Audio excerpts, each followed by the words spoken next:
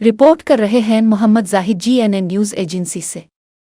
Licensing center Manawa में corruption के इल्ज़ाम पर मुअत्तल किए गए वार्डन्स के मामले ने नया रुख इख्तियार कर लिया है। इब्तिदाई तौर पर विजिलेंस टीम की जानिब से ये मौक़िफ़ सामने आया कि मेडिकल सर्टिफिकेट्स की बुनियाद पर गैर कानूनी तौर पर लाइसेंस जारी किए जा रहे थे। ताहम मुतासिरा वार्डन्स का कहना है कि हकीकत इसके बरफ्स है। उनके मुताबिक मेडिकल सर्टिफिकेट के हवाले से कोई वाज़ेह और बाज़ाब्ता नोटिफिकेशन मौजूद ही नहीं, जिसमें यह दर्ज हो कि किस मेयार और तरीक़ाकार के तहत सर्टिफिकेट कबूल किया जाए। ज़राए के मुताबिक गुज़िश्ता कई बरसों से तमाम लाइसेंसिंग सेंटर्स में MBBS डॉक्टर्स के जारी करदा मेडिकल सर्टिफिकेट्स को तस्लीम करते हुए लाइसेंस जारी किए जा रहे थे। यही तरीक़ाकार मुसलसल राइज रहा और किसी सतह पर इस पर एतराज़ नहीं उठाया गया।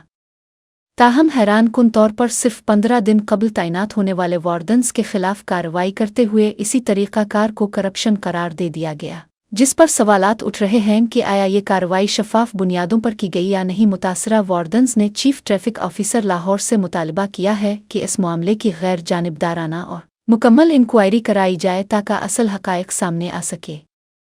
उनका कहना है कि अगर पॉलिसी में कोई तब्दीली की गई थी तो इसका बाकायदा नोटिफिकेशन जारी होना चाहिए था, न कि विजिलेंस इंचार्ज खादिम की जानिब से अचानक कार्रवाई करके मुलाजमीन को मौरिद इल्ज़ाम ठहरा दिया जाए। 1 साल से खादिम इसी ड्यूटी पर तैनात है, पहले क्यों इसने मेडिकल सर्टिफिकेट पर निशानदेही नहीं की? वार्डन्स ने उम्मीद जाहिर की है कि आला हुक्काम इंसाफ के तकाजे पूरे करते हुए हक़ाइक़ की रोशनी में फैसला करेंगे।